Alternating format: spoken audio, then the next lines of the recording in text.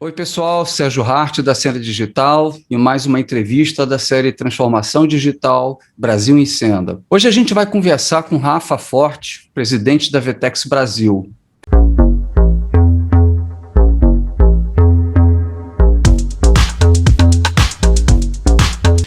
Rafa, muito prazer em ter você aqui com a gente.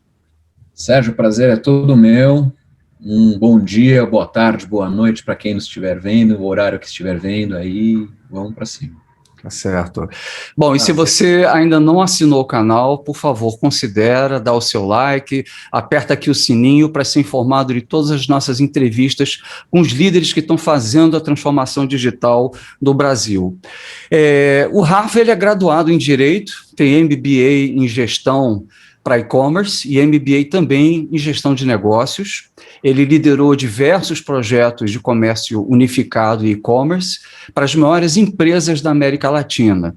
O Rafael também é palestrante e professor convidado em cursos de extensão e pós-graduação. O Rafa atua no mercado de e-commerce desde 2001 e ingressou na Vetex em 2011, se tornando presidente em 2019. Você pode compartilhar com a gente um pouco de como que nasceu a Vetex? Nossa, posso. Essa é uma história bastante interessante, né? Porque a Vetex, originalmente, ela nasceu fundada por Mariano de Pelo Geraldo, né? Dois amigos de longa data e colegas de UFRJ, eles fizeram engenharia mecânica da UFRJ e que trabalhavam no mercado financeiro e que resolveram empreender e eles montaram uma empresa de software, de CRM para o mercado têxtil, né? Vetex, a sigla Vetex vem de vitrine têxtil. Olha só. Então, nasceu com uma tese de mercado deles de como eles queriam ajudar ao segmento vender mais, né? Então, eles desenvolveram isso. Só que, Sérgio, imagina você ali no final dos anos 2000, no começo dos anos 2000, né? Final dos anos 90, querendo desenvolver um software para CRM, né?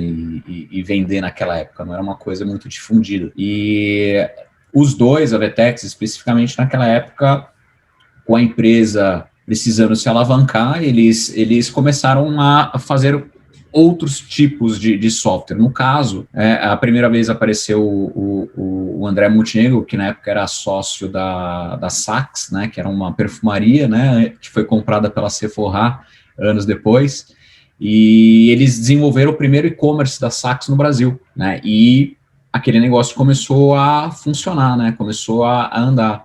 E aí, ao longo dos 10 primeiros anos, a Vetex, fundada por Mariano Geraldo, ela começou a ganhar algumas outras marcas muito importantes. Uma muito emblemática foi o Walmart em 2007, né? Que foi entre elas, foi uma das grandes conquistas. É o maior varejista global, né? E que estava começando a sua operação no Brasil, e eles, com uma empresa bastante enxuta, porém muito inovadora, ganharam essa conta. Paralelamente a isso, Sérgio, é legal dizer que assim, a Vetex é uma empresa formada de muitos empreendedores, né? A gente sempre valorizou muito o conhecimento e as pessoas que estão aqui dentro. E a gente sabia, principalmente Mariano e Geraldo, sabiam que para poder crescer, principalmente uma empresa sem dinheiro, precisava se juntar com pessoas muito boas. Então, a Vetex, nessa década de 2000 a 2010, as pessoas que hoje são sócias da Vetex, elas eram empreendedoras de outras empresas. Eu, por exemplo, junto com o Sonsini, com o Fábio e com o Carlos, nós empreendimos na nossa empresa que era a WX7, que era uma software house que começou também como uma software house de soluções web e se especializou em comércio eletrônico. Depois vieram, antes, aliás, da gente, vieram o Marcelo e Gustavo, que também trabalhavam com comércio eletrônico. Aí vieram os Delaquas, que tinham a Primórdia, Udley e Adriano, com loja integrada, Nixos.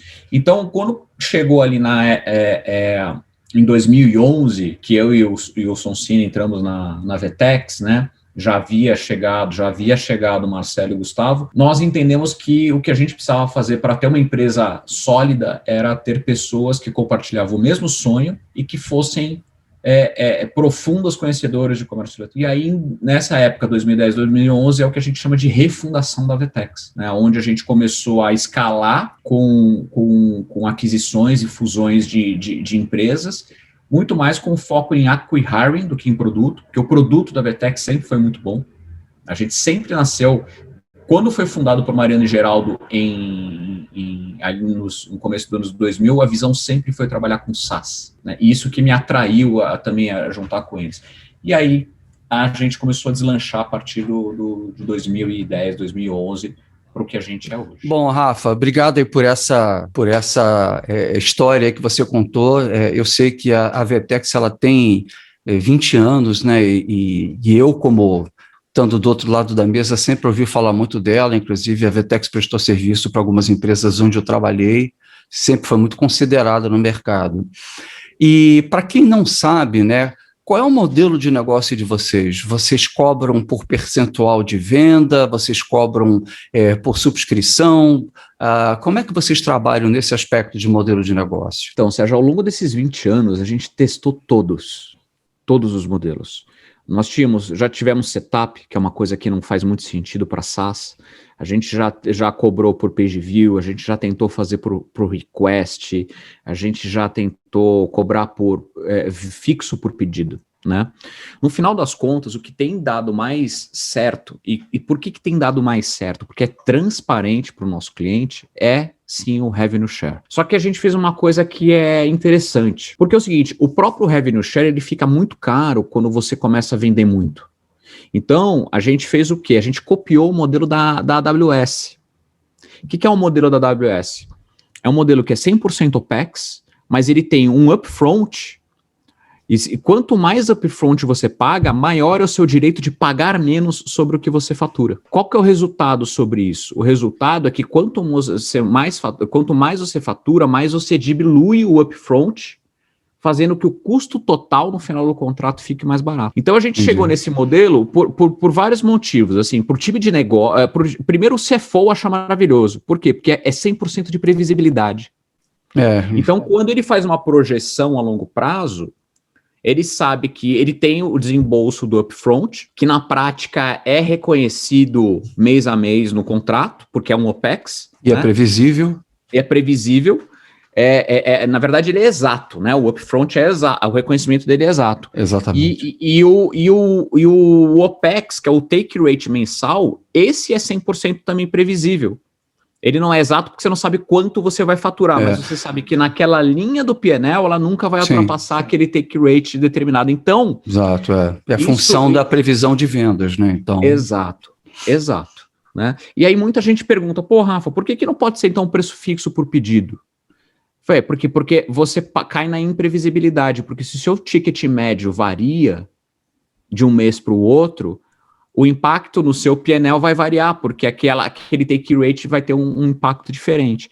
E isso pode ser prejudicial para um ou para o outro lado. Por exemplo, se você tem uma super performance, se você aumenta o seu ticket médio, né, e o preço é fixo, o que acontece? Você, do seu lado, você se beneficia, mas do nosso lado, você, quando aumenta o ticket médio, geralmente você faz isso a custas de aumento de custo, principalmente de infra, porque às vezes quando você fala de um B2B, ou você fala de um supermercado, por exemplo, que tem muitos itens no carrinho, você consome muita infraestrutura para poder trabalhar. Eu acho muito importante o que você está falando, e queria chamar a atenção do público que está nos assistindo, né? Se a sua empresa for querer montar um e-commerce, né, ou se ela for usar serviços de e-commerce de uma Vertex, né, vocês têm que levar em consideração todos esses aspectos que têm uma complexidade grande, ou seja, vocês veem como é que a Vertex veio evoluindo o modelo de negócios dele, né, o modelo de precificação, não é uma coisa simples, e as empresas também têm momentos diferentes, né, tem aquele momento inicial que ela quer sentir como é que funciona o e-commerce, então ela bota poucos produtos, vende pouco, e tem aquele momento onde ela já está vendendo muito, ela começa a reclamar da comissão de vendas, né.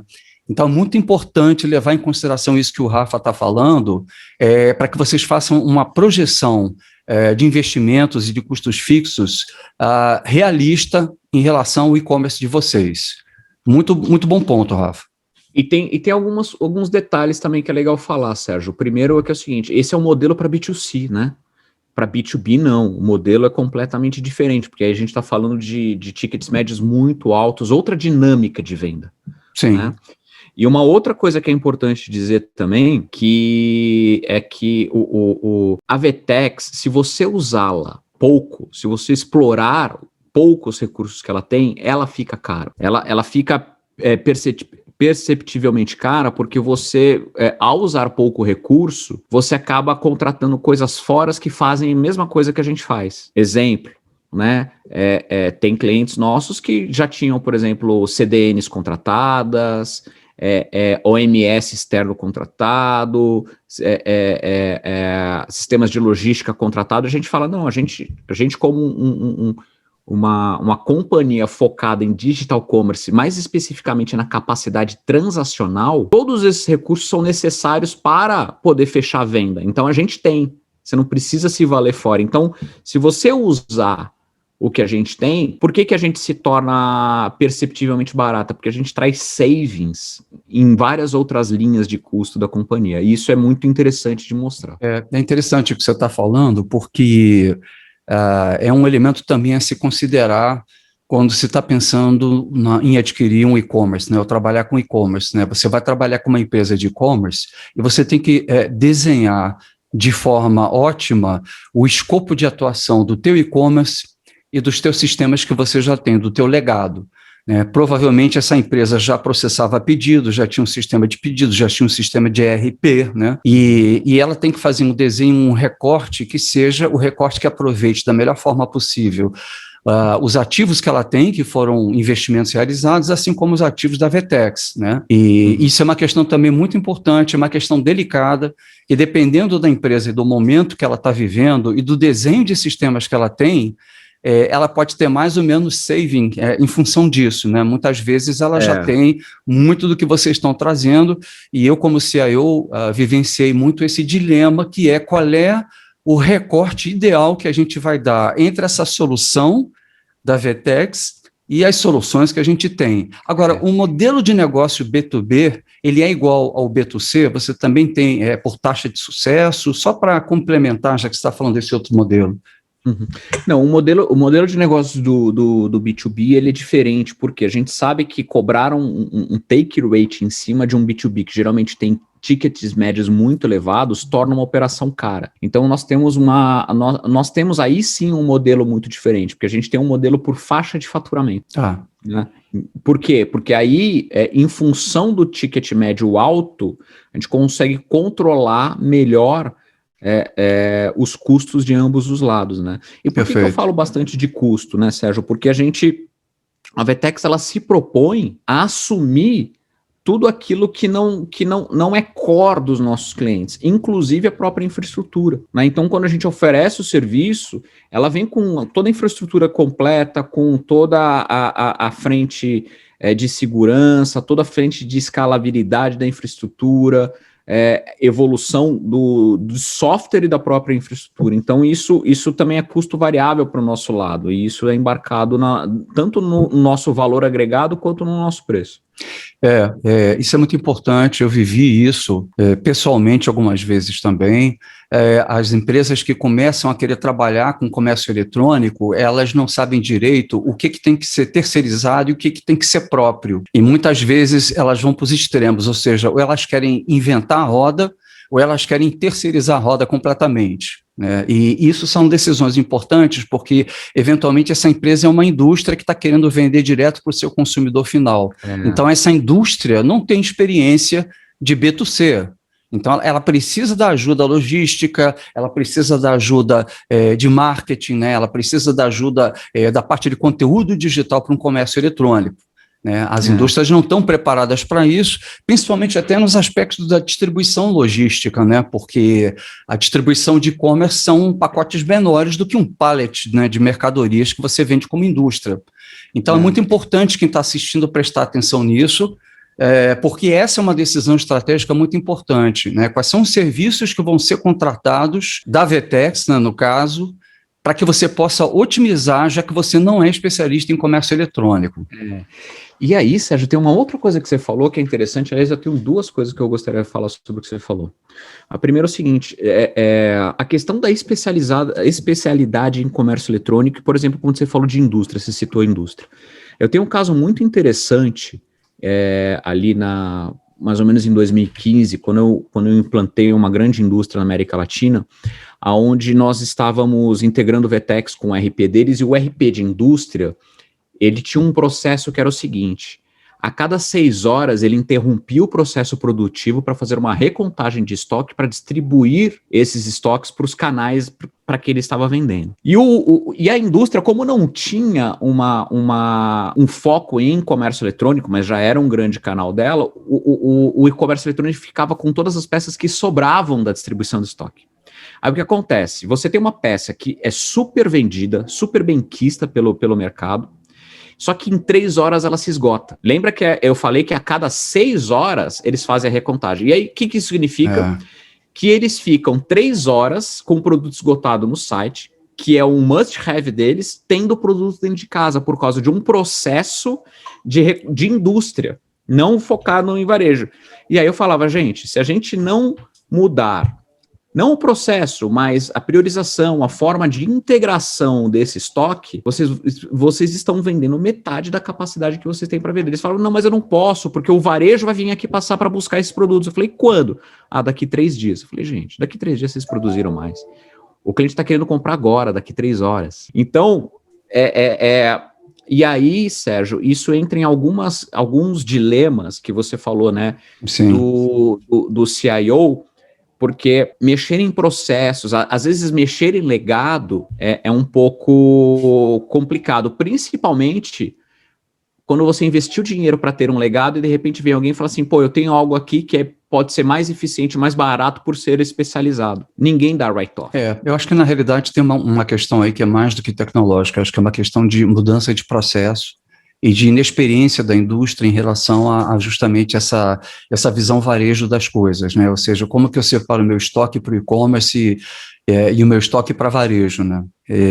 Eu espero até que agora com a omnicanalidade, né, que você consiga agora entregar o que você comprou, né, aquele pick-up in store, etc., isso facilite, mas até isso acontecer, vamos dizer assim, as indústrias elas têm processos bastante pesados, que são processos globais, eventualmente, quando é uma empresa internacional, e essa destinação específica para o e-commerce acaba causando falta, né, e atraso na entrega, o que afeta a reputação da empresa de uma forma ou de outra, né? Então, isso são grandes desafios que as empresas têm, ou seja, não é só você contratar uma empresa de e-commerce, né? Você, mesmo usando uma solução terceirizada, você tem que adaptar os seus processos internos para poder atender a esse novo canal, que é o comércio eletrônico. Eu acho que, no fundo, a discussão é essa, concorda? Eu concordo totalmente. E como eu falei assim, a contratação ela não passa simplesmente por uma avaliação de tecnologia. Ela tem que vir embarcada com muito conhecimento de negócio para poder este combo entregar o que esse cliente precisa, essa indústria, né? Que nem eu comentei, esse caso foi de 2015, né? Hoje as indústrias já são muito mais amigas, digamos, do varejo. Eu considero, na verdade, a indústria o novo varejo e o antigo varejo os novos canais, né? Mas isso tem sempre que ser prestado muita atenção. E por último, Sérgio, que era o que eu ia comentar, a segunda coisa, que o legado ele é muito importante também, né?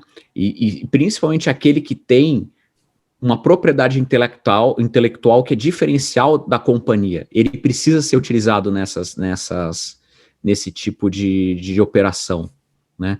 Então a solução, quando contratada, ela tem que permitir com que ela pode até solucionar aquele caso, mas ela tem que permitir que o cliente use aquilo que ele considera que é melhor para ele. Então, se ele tem uma propriedade intelectual dentro de casa, às vezes desenvolvida por ele, que ele acha que atende muito bem o cenário nele, ele tem que ter capacidade de plugar e utilizar isso nessa operação. Com certeza. Principalmente no que diz respeito a planejamento de vendas, né, previsão de vendas, né, muita gente está investindo muito em inteligência artificial, sistemáticas de S&OP também, né, Sales and Operating Plans, né, isso aí tem que estar totalmente integrado a todos os canais de vendas, né, para que você possa estar modificando a sua estratégia à medida que você recebe informações do mercado, né. Agora, Rafa, deixa eu te perguntar uma coisa, como é que a VTEX tem ajudado as empresas nas suas jornadas de transformação digital? E mais do que isso, né? Agora a gente está falando de transformação digital, mas agora a gente está vivendo uma transformação sanitária, né? A gente está vivendo uma low-touch economy. Então, na realidade, é uma pergunta, mas que vai ter duas respostas, né? Qual tem sido o papel de vocês nesse mundo aí que a gente está vivendo? Bom, não é de hoje, né, Sérgio, mas a Vetex ela sempre teve como mantra permitir que qualquer um venda qualquer coisa de qualquer lugar para qualquer um em qualquer lugar, tá?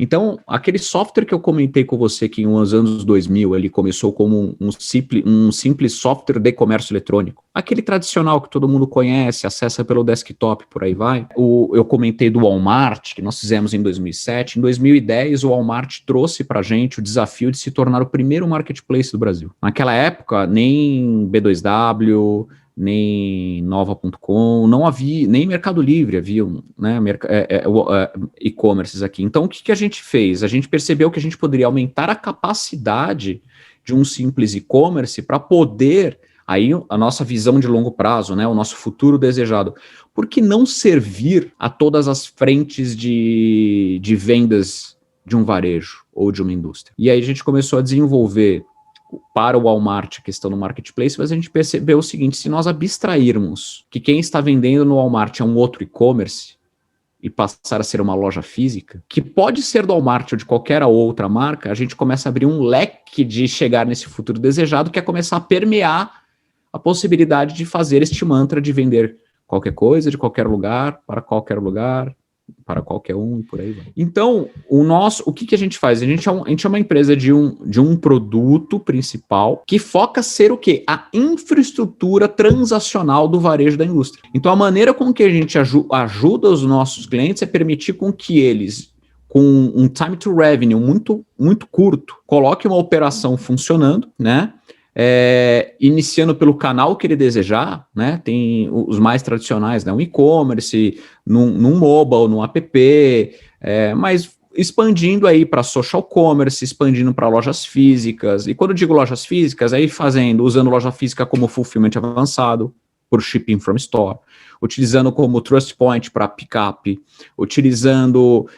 permitindo que mercadorias compradas online possam ser retiradas lá, permitindo que o vendedor de loja física atue como vendedor digital no momento em que ele não está atuando, vendendo por social selling, por exemplo, né?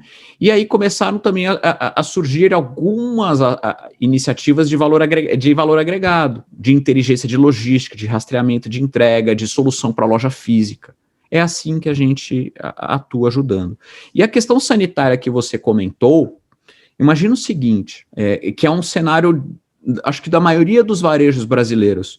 A maioria dos varejos brasileiros, o seu faturamento vem das lojas físicas. Eu estou falando de 85%, 90%, 95%.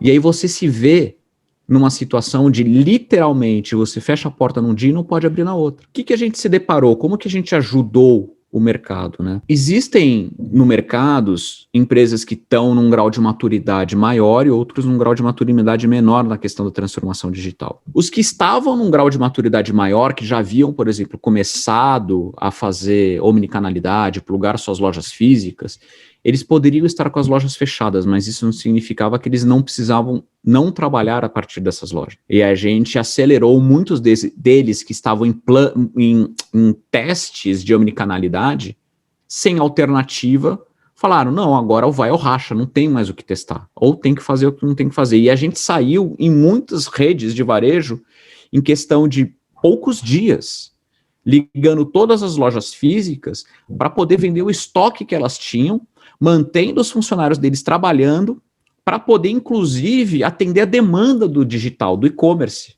Porque o centro de distribuição não estava mais aguentando, porque todos os pedidos eram canalizados. Então, você teve colapso de logística, você teve colapso de capacidade operacional de pessoas.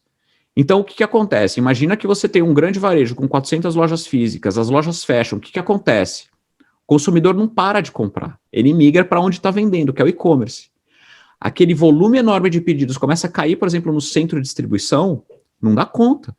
Começa a atrasar a entrega, a operação colapsar, não tem caminhão, não tem pacote. O que eles fazem? É a mesma coisa de arquitetura distribuída, né? Que nem a gente, de microserviços. Vamos distribuir a operação entre as lojas físicas. Cada loja física passa a vender o que tem, passa a despachar o que tem, e assim começar a absorver a demanda. Mas isso são os mais maduros. E aqueles menos maduros, que eram um pouco mais céticos em relação ao investimento digital, porque se o meu negócio tem 90%, 95% do faturamento de loja física, o meu negócio é abrir loja física.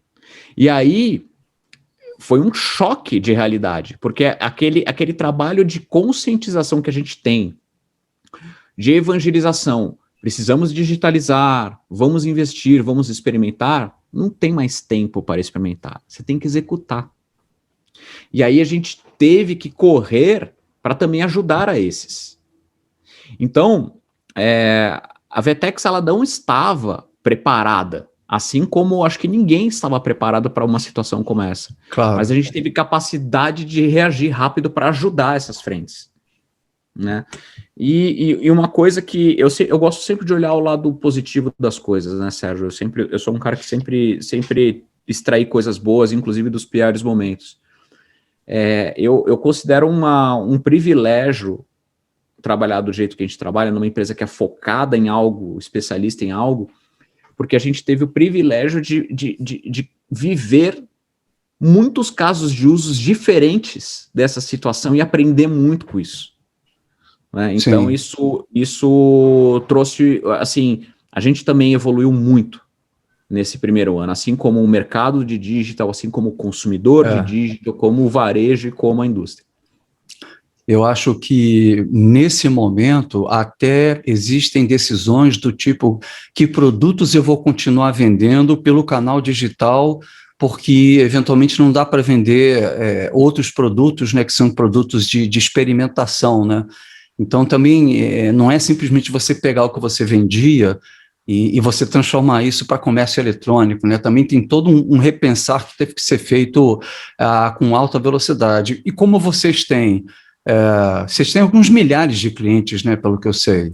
Em algumas dezenas de países. Exatamente. Então, como vocês têm muitos clientes, essa riqueza de experiência, né, de clientes que vocês atendem, é um valor agregado também que vocês puderam aportar durante essa crise para os clientes de vocês, né?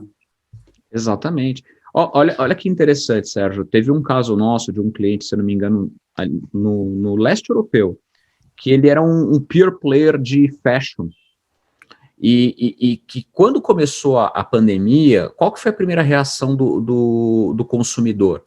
Eu vou parar de comprar tudo que é supérfluo e vou focar em comida e remédio. E o que ele fez? Ele era fashion, ele usou uma capacidade de se tornar marketplace e começou a vender comida no site fashion dele para não parar de vender, né? A gente viu, aqui no Brasil, a gente viu, por exemplo, lojas de eletrodomésticos, por exemplo, para não fechar as portas, começaram a vender comida, porque a lei autorizava. E restaurantes que se transformaram em dark kitchens, né? Ou seja, se transformaram em delivery de comida também para poder sobreviver. Você falou uma coisa importante que eu estaria abordando, que é a questão da internacionalização da Vetex, né? Eu queria te perguntar qual o direcionamento que a Vetex está dando para o seu futuro, né, do ponto de vista não só geográfico, mas talvez de escopo de atuação. Você pode falar um pouquinho para a gente sobre essas estratégias de vocês? Posso falar um pouquinho, sim. A Vetex é uma empresa nascida no Brasil, né, que nem eu comentei, fundada por Mariano Geraldo, no Rio de Janeiro. Hoje nós temos, de escritórios de desenvolvimento, nós temos Rio, Curitiba, João Pessoa e abrimos um agora em Portugal. Primeiro escritório de desenvolvimento fora do Brasil. Então a gente é uma empresa muito forte na nossa região. O nosso foco internacionalmente, que começou em 2012 nós conquistamos nosso primeiro cliente fora do Brasil, na Argentina, e de lá a gente adotou uma estratégia de expandir para a América Latina. O nosso foco é América Latina, né? Nós somos muito bem posicionados, hoje nós somos líderes nesse mercado na América Latina e a gente tem o foco de defender este posicionamento. Ao mesmo tempo, como uma empresa que tem um planejamento de longo prazo, uma visão muito ampla, a gente plantou algumas sementinhas em América do Norte, Estados Unidos e Canadá, né, e Europa. Então, estamos aí experimentando para ver se essas sementinhas no futuro vingam, trazem se tornam aí fortes florestas que nem são no Brasil e Latinoamérica. Entendi. Mas o nosso grande foco é continuar fortalecendo a nossa posição na região, mostrar ao mundo que a região, que Brasil e Latinoamérica tem uma altíssima qualidade de desenvolvimento de software e um altíssimo conhecimento de digital commerce, a ponto de nós sermos provedores desse serviço globalmente. Assim como a China se tornou uma provedora de produto, assim como os Estados Unidos, ele é um grande provedor de serviço, a gente acredita que o Brasil e a América Latina será um grande provedor de digital commerce. A qualidade do que a gente entrega é muito alta, o profissional brasileiro latino-americano é amplamente reconhecido lá fora. Eu até ouvi uma coisa muito interessante esses dias, eu não sei se foi no Twitter ou em algum lugar, que uma empresa, uma holandesa dizendo assim, nossa, tem tanto desenvolvedor brasileiro aqui nas empresas holandesas que a palavra gambiarra já faz parte do nosso dicionário. E é verdade. Então, para você ver o quanto a gente está invadindo o mundo com a qualidade do nosso desenvolvedor ou da nossa inteligência. E por que isso, né, Sérgio? Aí falando pela Vtex, né? O Brasil ele é um país hostil, né? Falando em termos tributários, em termos legais, em estrutura, em estrutura logística e em criatividade comercial, né? Então, eu vejo que muito do que a gente tem na nossa solução, que foi fruto dos desafios de um Brasil, digamos, hostil, ou um Brasil desafiador, né? Onde a gente criou soluções de catálogo, soluções de promoção, soluções de busca, soluções de pagamento, etc. Quando a gente vai para fora, eles falam, nossa, não pode ser que vocês tenham isso nativo, que vocês são assim, né? Eu tive um caso alguns anos atrás, que Estados Unidos e Canadá não vendiam, por exemplo, parcelado no cartão, né? E aí um cliente ligou pra gente e falou assim, pô, eu preciso fazer um orçamento, eu já comecei a achar estranho, né? Eu preciso fazer um orçamento de desenvolvimento de uma nova funcionalidade. Eu falei estranho, porque já era um linguajar de um cara que estava acostumado a provavelmente comprar um on-premises, né? E precisava desenvolver algo novo, né? No SaaS, a gente vai desenvolvendo e ela vai entrando em produção. Mas o que ele falou assim, poxa, me fala, o que você precisa? Eu falei assim, ó, é meio estranho, mas você vai entender. Eu preciso vender os meus produtos a cartão de crédito, mas que o cliente possa pagar em 5 meses diferentes. Eu falei, pô, você quer parcelar no cartão? Ele olhou e falou assim, é isso. Eu falei assim, ó, entra aí no admin, configura. Ele falou, nossa, tá funcionando, tá pronto. Eu falei assim, peraí, do nosso lado tá pronto, só precisa ver se a sua adquirente aí no Canadá entende isso, né, e sabe lidar com isso. Então, esse é um exemplinho que eu digo, que acontece muito no dia a dia, né, e que demonstra o quanto a criatividade latino-americana ela é reconhecida e ela é admirada fora nos outros continentes. Uma coisa que eu também queria saber era o seguinte, muitas pessoas devem estar perguntando, né, qual que é a diferença, por exemplo, entre uma Vtex e um Mercado Livre. E, para começar, né, a minha visão é que o Mercado Livre é um marketplace que você coloca uma série de lojas ali, mas que seguem um padrão, e os consumidores vão lá direto e compram. E a Vtex não, a Vtex ela é o e-commerce de cada empresa, né, não é um marketplace. Como é que você posicionaria essas duas estratégias? Vamos lá. O Mercado Livre ele nasceu como um marketplace C2C. Ou seja, eu, pessoa física, coloco meu produto lá anunciando para outra pessoa física comprar. A evolução deles é que eles começaram a virar B2B, então empresas começaram a vender para pessoas físicas e eles também começaram a oferecer diversos outros serviços agregados, como, por exemplo, eu sou uma empresa que não tem know-how nenhum de comércio eletrônico e eu preciso de alguém que gerencie minha logística, que faça a minha divulgação, então eles começaram a agregar esses serviços ao redor da tecnologia deles. A Vtex, ela é uma empresa B2B, ela desenvolve solução de tecnologia para outras empresas terem o seu go-to-market no digital. E esse go-to-market, a nossa tecnologia, ela é, como eu comentei há pouco, ela tem a ambição de ser a infraestrutura do varejo e da indústria, onde qualquer um pode vender os seus produtos em qualquer dos seus canais, seja em loja física, seja no seu próprio e-commerce desktop, no seu app, através de rede social e inclusive no Mercado Livre, que é um marketplace, é o que a gente chama de marketplace out, né? É você vendendo fora, né? E a VTEX, como eu também comentei, por ter essa capacidade, ela é um marketplace in, ela permite que cada cliente seu seja um marketplace. Então eu posso, por exemplo, pegar produtos da Magazine Luiza, da Via Varejo, ou do Zezinho da esquina e plugar aqui e vender aqui dentro. Né? Eu comentei o caso do nosso cliente fashion lá do leste europeu, que começou a vender comida de um outro cliente nosso. Né? Então você entra... exemplo, vamos pegar a Whirlpool, por exemplo, né? A Whirlpool, ela tem o go-to-market dela no online, através das marcas próprias, Brastemp, Consul, KitchenAid e por aí vai, mas ela tem um clube de compras fechado, que é o Compra Certa, que além de vender produtos das suas próprias marcas, eles vendem de outras marcas. Então, eles são um marketplace. Então, o que a VTEX é uma empresa B2B, focada em tecnologia, para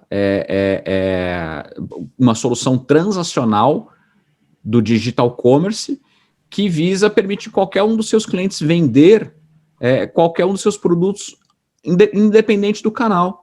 Né? Que nem eu comentei, um vendedor de loja física pode vender através do seu WhatsApp para um outro cliente, e isso Sim. tudo sendo orquestrado pela VTEX. É um conceito que está muito ligado à omnicanalidade, então, né? Eu acho que esse aqui é o verdadeiro diferencial. Exato. Tá. Se eu pudesse dizer sobre o core da VTEX, o core é o seguinte, é unir a capacidade de comércio com a capacidade de marketplace, com a capacidade de order management system. A gente é a única solução que tem essas 3 capabilities nativas, fora as outras que orbitam em volta disso, para solucionar catálogo, pagamento, logística e por aí vai. Perfeito. Olha, a gente está chegando aqui no final, queria te fazer a última pergunta, que seria o seguinte: para uma empresa que está querendo se iniciar no comércio eletrônico, né, que a gente sabe que no Brasil muita empresa ainda não abriu o seu e-commerce, né? Nessa crise aí tem muita empresa que começou a aceitar pedido por WhatsApp, por e-mail. O que você aconselharia para as empresas que querem ingressar no e-commerce? Qual é a melhor estratégia para começar essa brincadeira? Olha, Sérgio, assim, se essas empresas tiverem capacidade de contratar pessoas boas, eu começaria por aí. Pessoas especialistas, com know-how, para poder orientar essa operação, começar dentro de casa. Se não houver essa possibilidade, para estruturar uma operação que seja condizente com a sua empresa, mas se não houver essa possibilidade, eu sempre recomendo que procurem, existem empresas chamadas, que prestam o serviço de full commerce. O que essas empresas fazem? Elas oferecem serviços 360 graus, ou seja, desde da plataforma, com o serviço de logística, de transporte, de promoção, de gestão do catálogo, de pagamento, ou seja, ela faz a operação inteira para vocês, para que comece rápido e comece a vender. E aí, a partir daí, essas empresas, é legal elas começarem a aprender quais são as capacidades que o full commerce tem, para decidir o que ela internaliza. Ou seja, ela vai adquirindo know-how sobre uma operação digital a ponto de internalizar aquilo que faz sentido para ela. Geralmente são as questões mais estratégicas e menos commodities, né? Eu não vou internalizar a entrega, porque às vezes para internalizar a entrega eu preciso comprar caminhão, comprar moto, não faz sentido para o meu negócio, eu continuo terceirizando, né? E aí você pode terceirizar com alguém que terceiriza a entrega, ou você pode terceirizar contratando direto quem faz uma entrega. Então, aí você começa a otimizar a operação. Perfeito. Né? Obviamente, esse começo, você está pagando pelo know-how que você não tem, então ele é mais caro, e conforme você vai adquirindo, você vai decidindo o que vale internalizar. E geralmente você internaliza aquilo que é estratégico para a sua companhia e diretamente ligado ao core da companhia. Sim. E começa também aos poucos, né, com poucos produtos, né, para sentir esse reflexo, né, e depois você vai aumentando o teu número de unidades de produto, né, para quando você se sentir mais à vontade. Perfeito. Exato. Rafa, super obrigado aí pelo teu depoimento, que eu acho que foi uma aula aqui de estratégia de e-commerce, de experiências aí bem-sucedidas, né, e de desafios que a gente está vivendo. Espero que a gente ainda possa conversar mais aí em outras circunstâncias, até mesmo com clientes aí de vocês, para ter alguns exemplos de sucesso. Queria te desejar boa sorte. E também gostaria de agradecer ao público que está nos assistindo, né? Mais uma vez, se você ainda não se tornou assinante, por favor, considera, né? Aperta aqui o nosso botão de subscrição e o sininho também para poder acompanhar essas discussões estratégicas sobre transformação digital. E me despedir de vocês, né? Agradecer mais uma vez ao Rafa e até o nosso próximo vídeo aí, né?